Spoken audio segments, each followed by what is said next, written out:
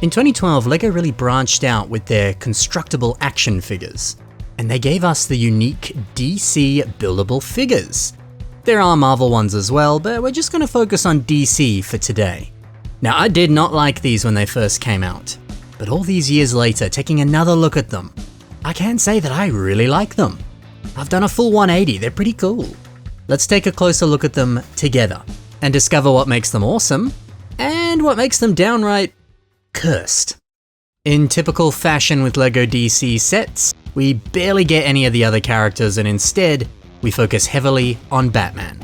Because two of these characters, yeah, it's Batman and Joker.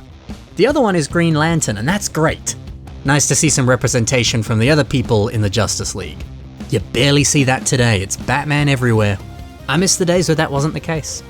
But yeah, okay, well, we're gonna be sticking with Batman, because this, yeah, it's easily one of the strongest of the bunch. All of that beautiful blue armor, it looks magnificent. Many of the current Batman buildable figures that we get, they're either black or maybe they have a little bit of grey. You so rarely see blue Batman. But see, I like this, that zany, comic accurate look, the blue suit, oh, it's lovely. It's always a pleasure to see that represented. But okay, as a kid, I thought this dude looked so strange. I couldn't get past these wings. They felt just so rushed, so tacked on. It's a little too simple, a little too silly. I mean, they aren't even really wings. They look more like hanging tendrils or tentacles. I wish we'd gotten something more akin to this. Just, you know, sized up to a buildable figure.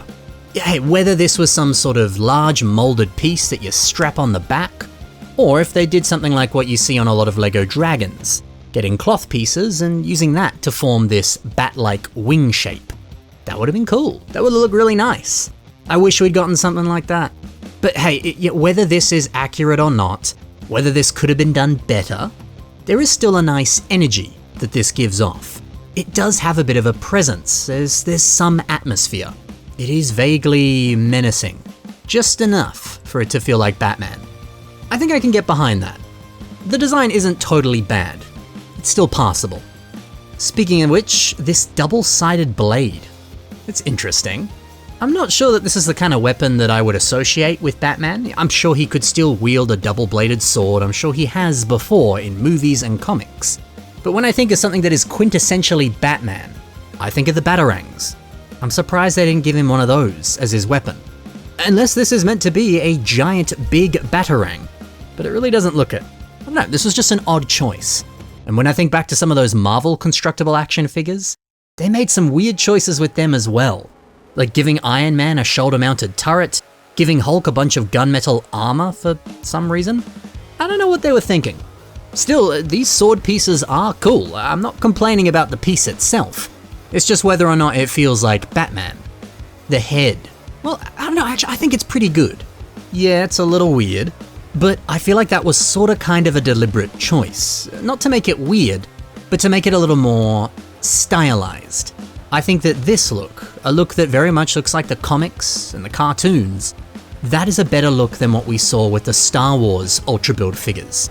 Because those really tried to emulate the look of real people, real faces, and it just does not translate into LEGO. It just looks strange. But this feels a little more artistic.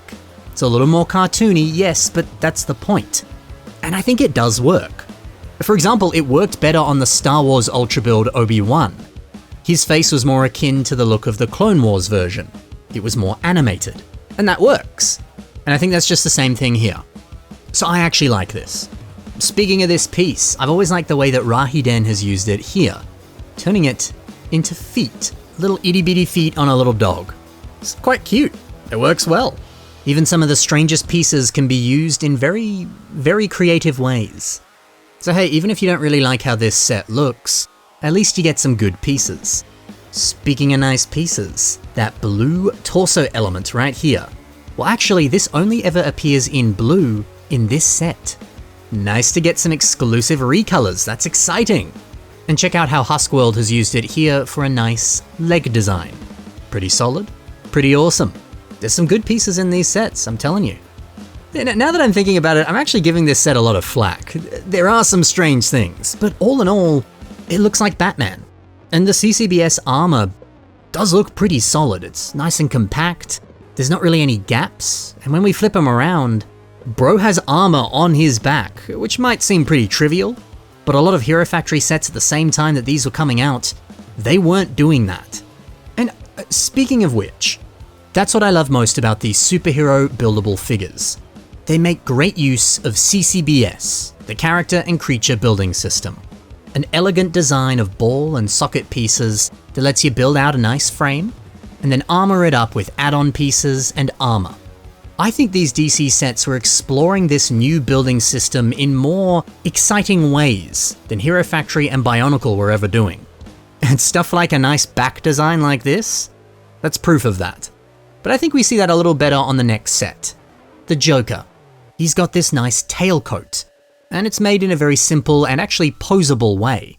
Just stemming out a few CCBS bones and tailing them off with some of these big tail elements. How good does that look? You can immediately tell what it is, and yeah, a design like this was never going to make its way into a Hero Factory set. These goofy DC sets let the designers really experiment and play and get creative with CCBS. It's good. Even just this shoulder design right here. Big, puffy shoulders with little orange spikes down the bottom. I like how those complement the spikes on the arm as well. That looks so good. It's simple but very effective. Pairing this with the face though, I don't know, that's a weird face. I have mixed feelings about this piece. It's accurate, sure, and it is a very nice piece. You know, the molding, the colors, they're on point. But like, it is mad creepy. I guess that is the point though, so I guess mission accomplished. But I don't know, I just don't see many people messing around with this piece today. Well, that's an interesting question. Would you say that if the community isn't actively using a Lego piece, does that then mean that that is a bad piece? Is that a sign that the designers didn't do a good job? I don't know, I guess that's for you to decide. The piece is creepy, but maybe that's a good thing. Now, it is very easy to pose the character in some goofy and wacky ways. You can distill his personality quite easily, and that is certainly the sign of a good set. The wild colors, they do feel quite perfect for the personality of the Joker. Oh, and it's so good to get so much purple. They could have given us a little bit more, but you get a pretty solid amount. Yeah, I bought a few copies of this set back in the day because I just loved that purple. Today, I think we still don't get enough of it. It's such a good color.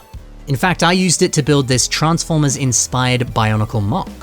You can see just how much purple I packed into this. It's freaking everywhere.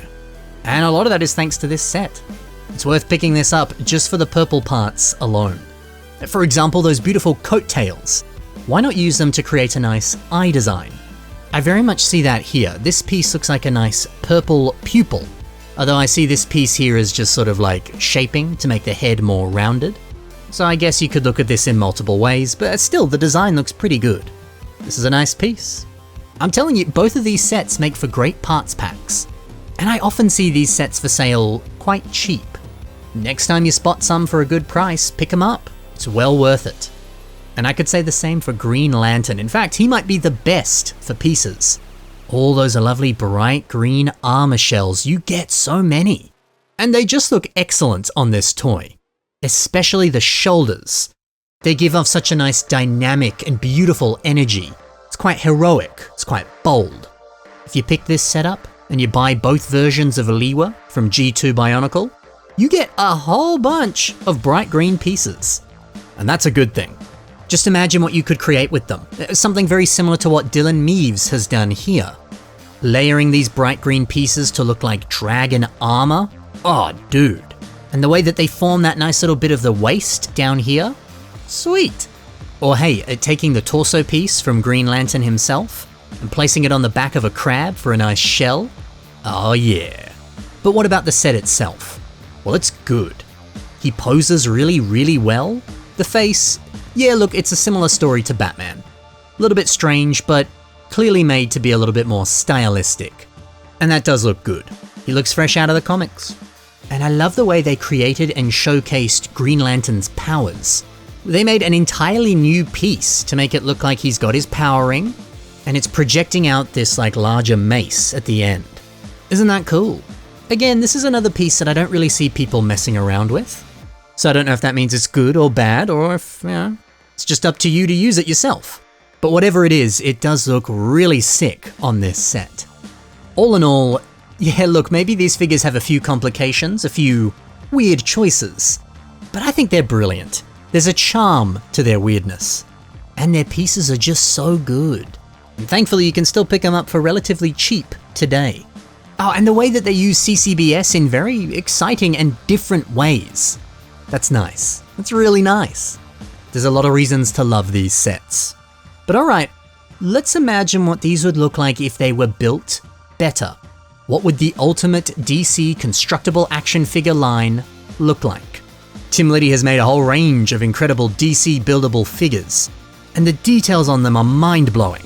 Whether it's the little belt buckle on Batman's utility belt, or the actual utilities and accessories on the belt, the attention to detail is staggering. Or what about the stickers on the Riddler's jacket? What about the poses that all these characters are in? And the nice little display stands that they're resting on. They're excellent little microcosms of the world of Gotham. And the locations even tell you a little bit about the character. That's nice. Oh, these are brilliant. They make for excellent display pieces. Well, they aren't as posable as the original sets, but I think that's the point, right? I know that's not what everyone's looking for. People do like posability and movement on their toys. But I tell you what, if these were official sets, I'd buy every single one of them. They would look so incredible on a shelf. I mean, how the heck did Tim cram this much detail into the Joker's face? So much stuff in one little tiny area. Dang. If anything, it's higher resolution than the official piece, the one we were just looking at. Impressive stuff.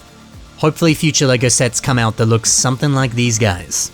I'd buy them in a heartbeat. And that is the brilliant world of DC buildable figures. Like I said, if you want to see reviews on the Marvel figures, take a look at the links below. I've already made that video, go and check it out. There's also links to the various mocks and builders that I showcased today, so take a look at that if you're interested. It's also in the description below. Thank you for watching everyone, happy building, and bye for now.